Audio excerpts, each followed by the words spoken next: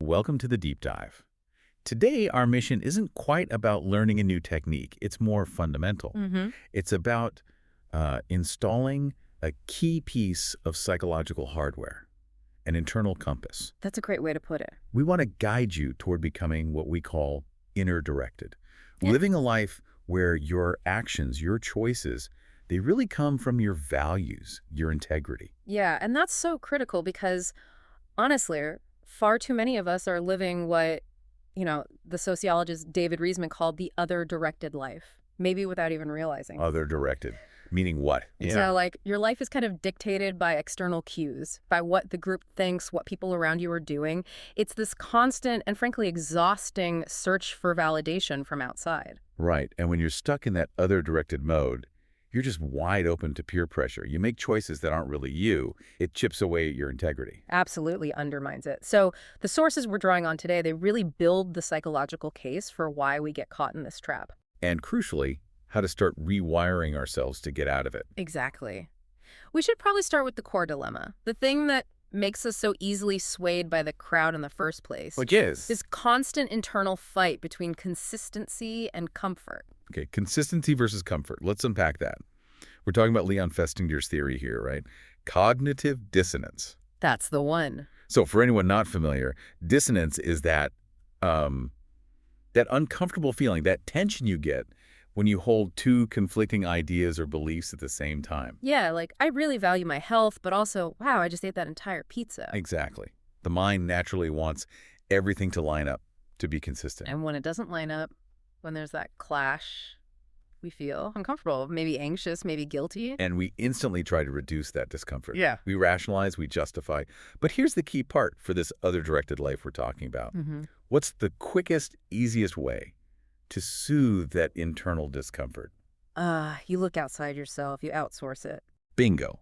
That's where the social group becomes so powerful. The sources really point this out. Social groups are like this readily available resource for dissonance reduction. How does that work?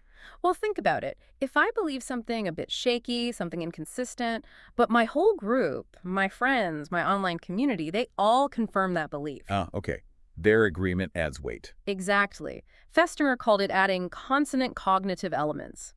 Suddenly, my uncertainty kind of fades, the discomfort eases because, look, everyone else agrees with me. This explains so much about, modern social dynamics, echo chambers and all that. It absolutely does. This search for external confirmation, it actively guides who we talk to, who we listen to. So if you feel challenged, if a core belief is questioned and it makes you feel that dissonance, You're much more likely to run towards people who already agree with you. You seek out that confirmation, that echo, rather than actually grappling with the opposing view that caused the discomfort. so we're basically outsourcing our sense of truth, our sense of comfort to the group.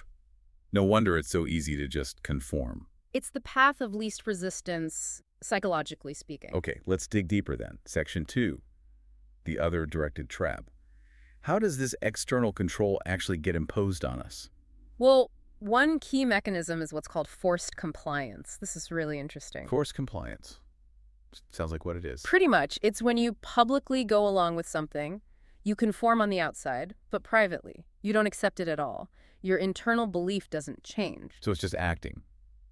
Performing compliance. Exactly. And it's driven entirely by external factors, not internal conviction. What kind of factors force us into this inauthentic public display?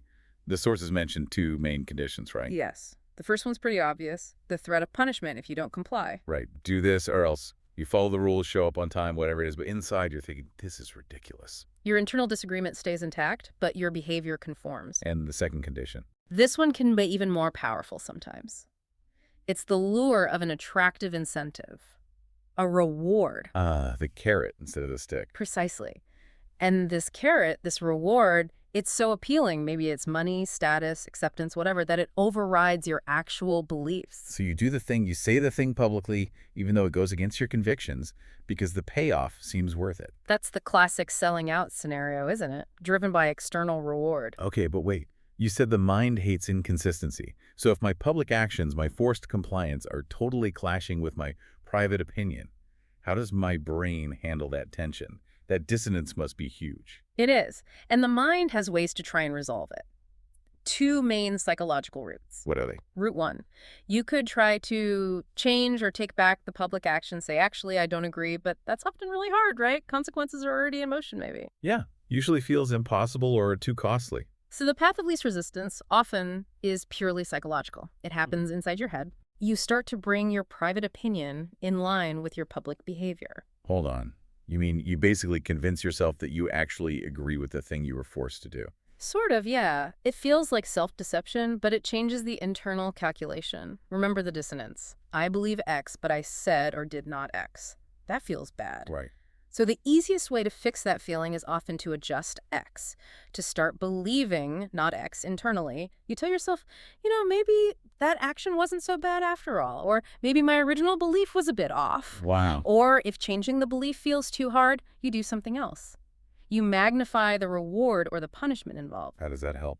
You tell yourself, look, I had to do it. The reward was massive, or the consequences of not doing it were catastrophic. By inflating the external pressure, you justify the inconsistency to yourself. It's incredible. It shows just how easily external pressure can actually reshape our internal landscape, our deepest beliefs, even our identity. It really does. Our sense of self is more malleable than we think, especially under pressure. Now, let's scale this up. You mentioned the magnitude of dissonance increases, the more important the opinion is to us. Definitely. A disagreement about your favorite ice cream flavor, minor dissonance. A disagreement about a core moral value, huge dissonance. And this brings us to something even deeper, right? A more primitive reason we conform, connected to Freud's ideas about guilt. Yes, exactly. This deeper motive is often described as the fear of loss of love. Fear of loss of love, that sounds foundational. It really is. Think about early childhood. When you're helpless, totally dependent on caregivers, usually parents. Yeah. The fear of them withdrawing their love, their support, of being abandoned, it's terrifying. It feels existential. So submitting to what they want, to external influence, isn't just about getting a treat or avoiding a telling off. No, it's a survival mechanism. It's about mitigating that terrifying dependency. Losing the love of the person you depend on feels like a direct threat to your safety, even your existence. Wow. Okay, this completely reframes how we even think about morality or evil, especially early on. It does. If that fear of abandonment is the core driver, then evil initially isn't defined as something inherently wrong or harmful in itself. It's defined as What? It's defined as anything that brings the threat of that loss of love from the person in charge, the supervising authority. So external approval literally becomes the yardstick for moral action. It overshadows any internal sense of ethics. Pretty much. The child internalizes this external radar. And here's the thing. It doesn't even matter much if the wrong thing was actually done or just intended. Why not? Because the danger only kicks in if the authority finds out. And if they find out, they likely react punitively, whether you did it or just thought about it. The focus is entirely on the external judgment. And this ties into guilt you mentioned. Guilt as internalized aggression. That sounds complex. It is a bit dense, yeah. When the external authority, the parent, the teacher, society, imposes rules using that threat of punishment or withdrawal of love. You internalize the threat. Yes. And guilt shows up in two ways here. First, it's like the echo of that authority figure inside your head, the inner critic, judging you just like they would. Right. But second, Freud argued, it's also your own aggression, your own anger at being controlled that you can't express outwardly. So where does it go? Inward. Against yourself. Exactly. You attack yourself instead of the controlling authority you've now internalized. So the person who's chronically other-directed often carries this heavy burden of self-directed guilt. Always seeking reassurance from outside. That they're not bad. That they won't lose that crucial love or approval. That makes a disturbing amount of sense. Yeah. We conform not just for immediate comfort, but because losing love felt like dying when we were small. It's a deep-seated pattern. And this constant looking outward, trying to meet external standards, it makes you question the whole idea of the rugged individual, doesn't it? Yeah. B.F. Skinner, for instance, he really pushed back against Rousseau's idea. Oh yeah, the romantic notion that nature made man happy and good, but society depraves him. Skinner wasn't buying it. What was his take? He argued that even the concept of individualism, the ability to be an individual, owes a massive debt to our social environment. How so? Well, think about those classic examples of individualism, like Robinson Crusoe stranded on an island, or Thoreau at Walden Pond. Okay. They could only survive, let alone philosophize, because they were products of incredibly complex societies that had already given them language, tools, math, ways of thinking. Ah, so they weren't truly self-made from scratch. Not at all. No amount of sheer willpower makes you an individual beyond just being a biological human, Skinner would say. You need Mhm. the scaffolding of a social structure, past or present. So society is necessary for identity. Duh.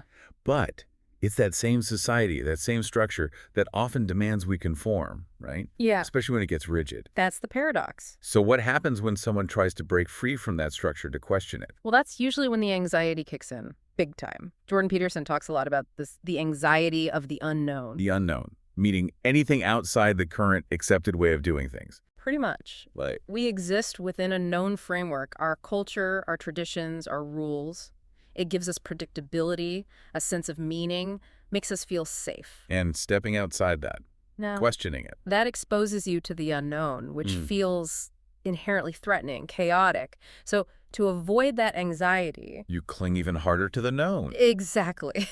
Peterson suggests this can lead to the deification of the established way, like an absolutely conservative society that resists all change, because change equals dangerous chaos. So questioning the past, questioning the consensus, feels like you're inviting disaster. If you see adaptation as impossible, if you only see challenges as destructive forces, then yes. Questioning the known feels almost suicidal. You end up sacrificing your own authentic growth, your creativity. For the illusion of safety within that pre-approved consensus. Right. The inability to tolerate the anxiety of the unknown forces you to identify with the known, even if it means shrinking yourself. That sounds like the ultimate trap of the other directed life you mentioned earlier. It really is. You trade your future potential for the comfort of yesterday's script. And when that script, that conservatism, becomes too rigid, too tyrannical, It actually works against life itself by crushing individual exploration and the adaptation that life requires. okay, this is heavy stuff. Ugh. Let's shift into section 3. How do these mechanics of external control actually operate in our daily lives? Mhm. Starting with those automatic behaviors we don't even notice. Ah, yes, habits. This is where James Clear's work connects beautifully with Carl Jung's insights about the unconscious. How so? Clear talks about how the cues that trigger our habits, especially the ingrained ones, become basically invisible over time. They blend into the background. Like what? Give me an example. Think about the path you walk to the kitchen counter where the snacks always are, or the specific notification sound on your phone, or even just seeing it lying there. Yeah. These cues trigger the routine, grabbing the snack, checking the phone almost automatically. The response is so deeply wired, it feels like the urge just appears out of nowhere. Which is why awareness is so crucial for becoming inner-directed. Jung's famous quote comes to mind. Until you make the unconscious conscious, it will direct your life and you will call it fate. Exactly. If you remain mindless about the habit, you can't possibly change it. You're just living out this script triggered by cues you don't even see. You can't manage what you're not aware of. It's that simple. If you want to change, step 1 is always mapping out those cue routine reward loops that are running your day. Asking yourself, am I checking my phone because I decided to right now? Or because the little red notification dot is an invisible command I just obeyed? Precisely. Yeah. Bringing that awareness is the first act of reclaiming control. And these automatic, externally cued responses, they play out really intensely in our relationships, don't they? Especially with insecure attachment style. Oh, absolutely. Let's take the anxious attachment style as a prime example. Characterized by. High anxiety about the relationship's stability, insecurity about your own worth within it, combined with a really strong craving for intimacy and closeness. Okay, so someone with anxious attachment is basically looking externally for constant reassurance to manage that internal anxiety. Exactly. And here's where it gets destructive, as the sources point out. Think about a lot of common dating advice. Like what? Things like, don't seem too eager, play it cool, act mysterious, wait X number of hours before texting back. Yeah, the whole playing games thing. Right. This advice actively encourages you to behave in ways that are not true to your genuine feelings and needs. You're anxious, you crave connection, but you're told to hide it, to pretend to be aloof and self-sufficient. Why is that so bad? Apart from feeling fake. Well, there's a devastating irony. While pretending might, maybe, temporarily make you seem more challenging or attractive to some, It attracts a very specific type of person. yes, it tends to attract an avoidant partner, someone who is actually uncomfortable with too much closeness and intimacy. Oh, wow. So why is that pairing so catastrophic for becoming inner-directed? Because by acting manipulatively, by being someone you're not, you are explicitly allowing the avoidant partner's preference for distance to dictate the entire relationship dynamic. You're letting their external cues, their need for space, override your internal reality. Completely. The avoiding person gets the distance they want, and you, the anxious person, are stuck denying your own core need for closeness just to keep the relationship going. It reinforces the idea that your real needs are shameful or unacceptable. Exactly. It keeps you trapped in that external validation cycle, needing their intermittent attention to feel okay, rather than validating your own needs. This leads us right into the neurobiology, how our actual nervous system gets wired by our perception of the environment. Stephen Porges's polyvagal theory seems key here. It provides a fantastic lens. The core idea is that our ability to regulate our own internal state, to feel calm, safe, promote healing and growth, is fundamentally tied to whether we perceive the environment as safe. Not whether it is objectively safe, but whether we perceive it as safe. That's the crucial distinction.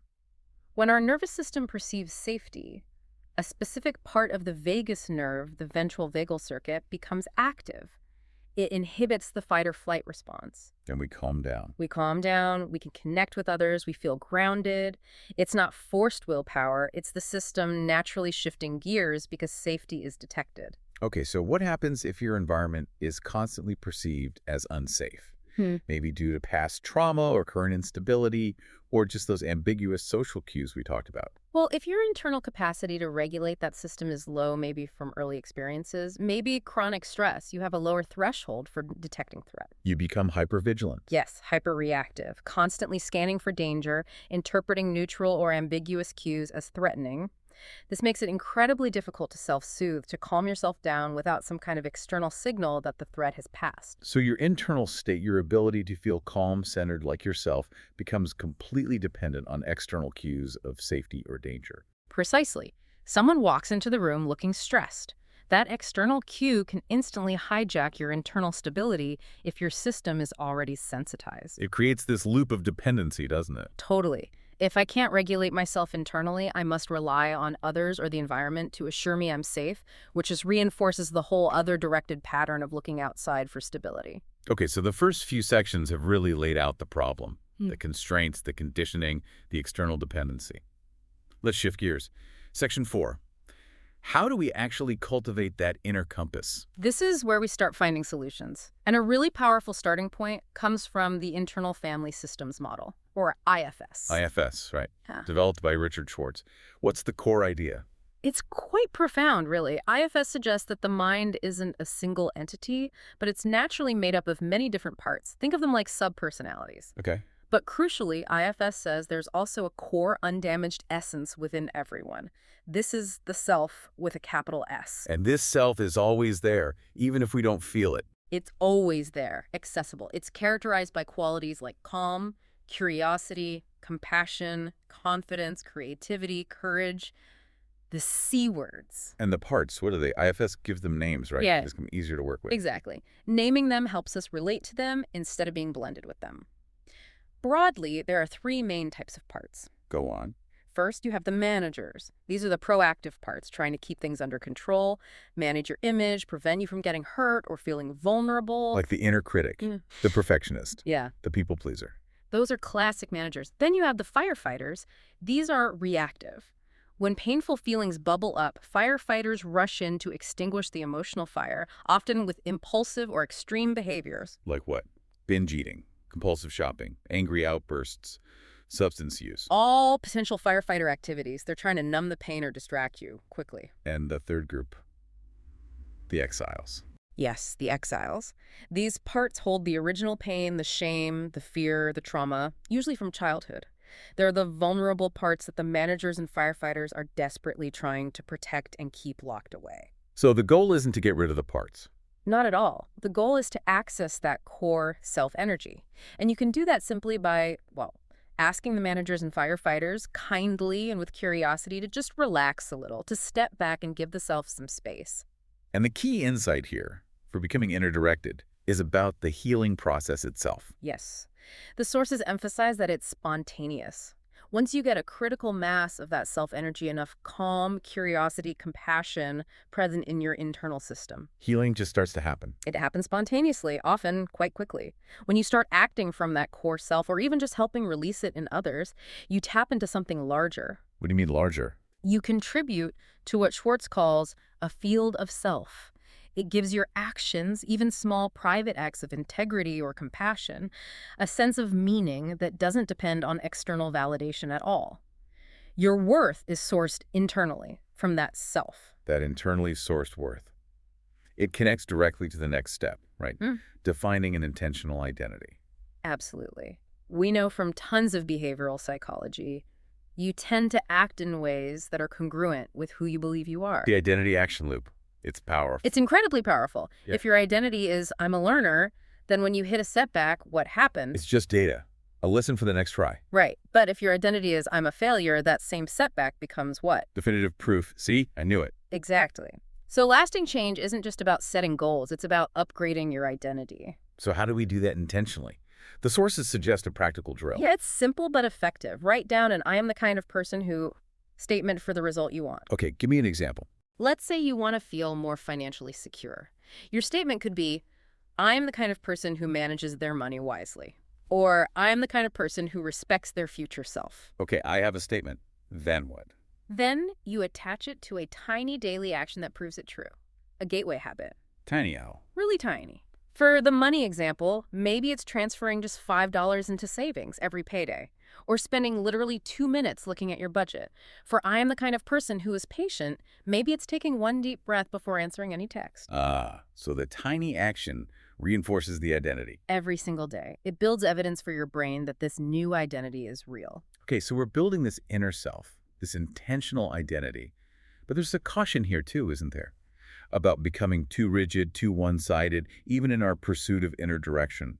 Jung warned about this. He certainly did. Jung felt that progress that's forced purely by willpower, by the conscious ego, without respecting the unconscious. It tends to be convulsive, unstable. What do you mean by severance from the root condition? He meant that the more we rely only on our rational mind, our conscious control, the more danger there is of cutting ourselves off from the deeper, non-rational, instinctual parts of ourselves, the roots.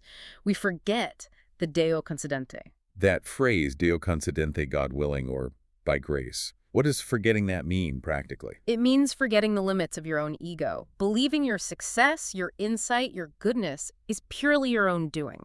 It leads to arrogance, a kind of brittleness. You can't handle things you can't rationally control. So true inner direction needs humility. It needs humility. It needs an acknowledgement that our conscious awareness is, in a way, a gift, not just an achievement. We need to respect the unconscious forces, too.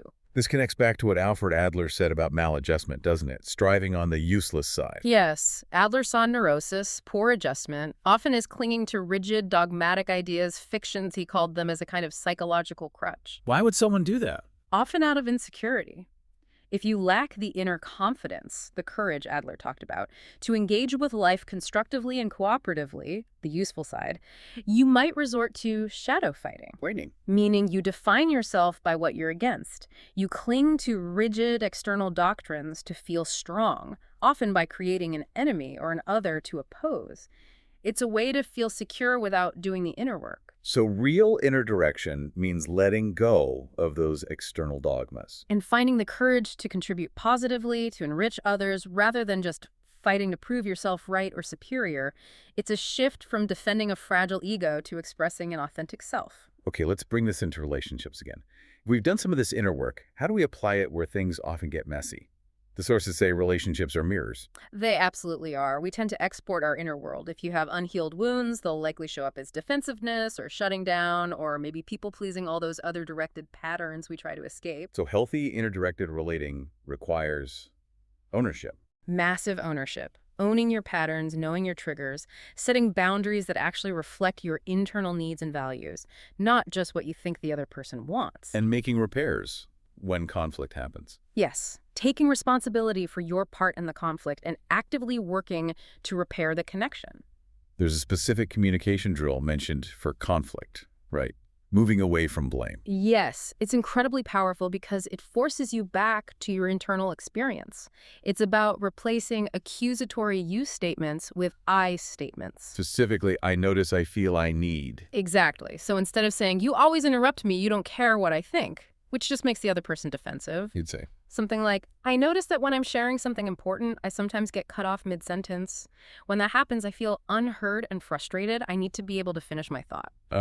See, that pulls the focus right back to your experience, your feeling, your need.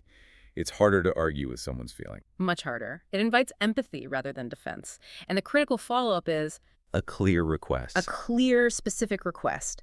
And maybe even asking them, can you tell me what you heard me say? To ensure understanding. It forces mutual accountability. Okay, that really sets the stage for our final section, section 5.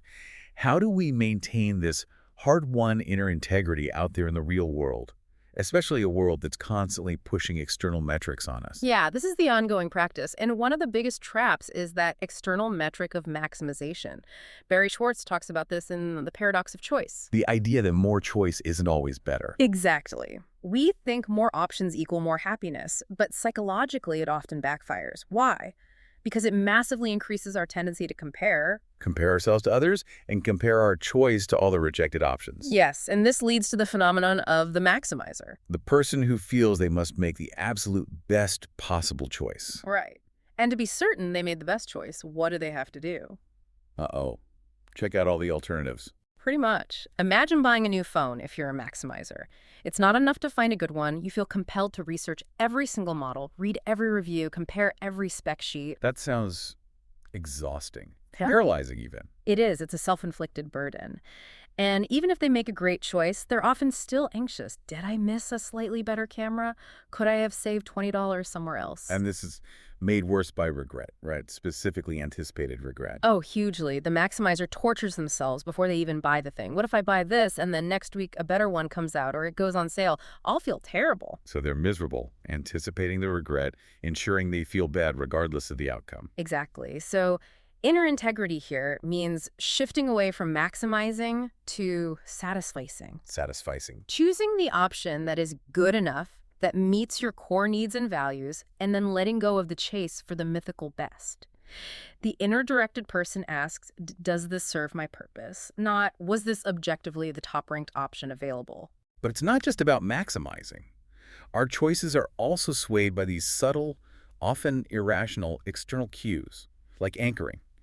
Dan O'Reilly's work highlights this. Anchoring is a perfect example of how external, often irrelevant information shapes our internal valuation. Like the original price tag on a sale item. Classic example. A store shows a sweater was $200, now $100. That $200 the anchor.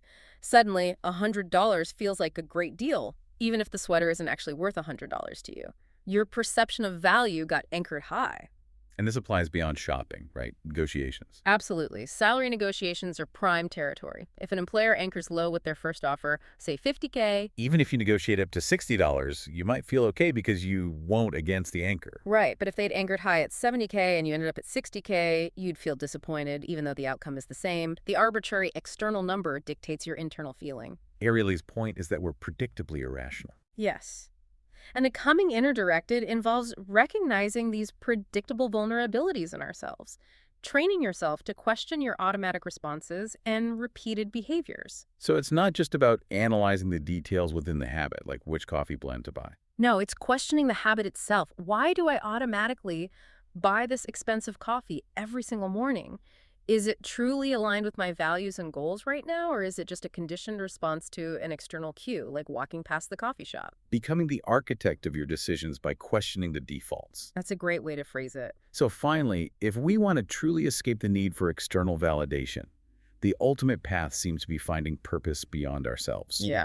Martin Seligman's work on life satisfaction. Yes, Seligman talks about 3 levels of happiness. The pleasant life, chasing positive feelings. The engaged life, finding flow, using your strengths.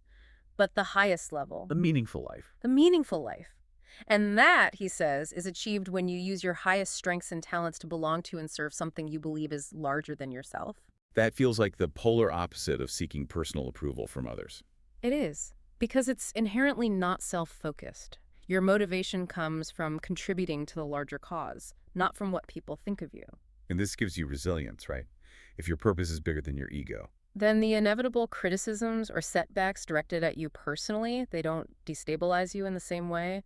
The mission matters more than your individual comfort or reputation. It provides an internal anchor. And there's sociological backing for this need for structure beyond the self, too, isn't there? Durkheim.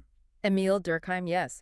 His classic study on suicide rates found that people actually need obligations, constraints, shared social norms to provide structure and meaning. What happens when those weaken? Like in times of rapid change or when social groups become fragmented? Durkheim called that state anomie normlessness. Individuals become isolated, relying only on themselves, with no rules guiding them beyond their own private interests. And the result of that extreme individualism, that lack of shared purpose or constraint. It's dangerous. Durkheim found suicide rates increase significantly in states of anomie. That feeling of being unmoored, lacking shared roles and meaning, is profoundly distressing. So the pursuit of complete, unbound freedom, paradoxically, can lead to misery. It suggests true inner direction isn't about having no constraints. It's about choosing meaningful internal structure and purpose, often connected to something larger. Okay, let's try and wrap this all together. We started this journey looking at cognitive dissonance. That uncomfortable clash within us that drives us to seek easy answers and confirmation from the group, from outside. And realizing this external seeking is often rooted deep down in that primal fear of loss of love. Which conditions us from childhood to equate our worth with external approval. We saw how this plays out through forced compliance, invisible habits, messy relationship patterns based on hiding our needs, even down to our nervous system's reactivity to perceived threats. But then we shifted to the solutions, reclaiming that core self using frameworks like IFS, accessing its calm and compassion. Intentionally choosing and reinforcing a new identity through tiny daily actions. While staying humble, remembering Jung's warning against pure ego-driven will and Adler's insights about clinging to external dogmas out of insecurity. And bringing this awareness into our relationships through ownership and I statements. And finally, guarding against the external world's pressures by recognizing the traps of maximization and anchoring and grounding ourselves in a purpose larger than personal gain. So the goal really isn't just freedom from external pressure. No, it's about finding the internal structure, the authentic values and purpose that make our choices genuinely our own. There's a beautiful quote from Eric Fromm that feels like a perfect closing thought here about giving. Oh, from on giving is powerful. He says the most important giving isn't material stuff. It's giving of oneself. Yes. Giving your joy, your interest, your understanding, your knowledge, your humor, giving all that expresses your aliveness. And he argues that this act of giving is inherently joyful. It doesn't need anything back. Exactly. He says it's an exquisite joy in itself. And in truly giving from that place, you inevitably spark something alive in the other person. And that vitality reflects back to you. It's generative. Love, he says, is a power which produces love. Which is the complete opposite of that fear of loss of love that drives external seeking. Absolutely. Which leaves us with a final provocative thought for everyone listening.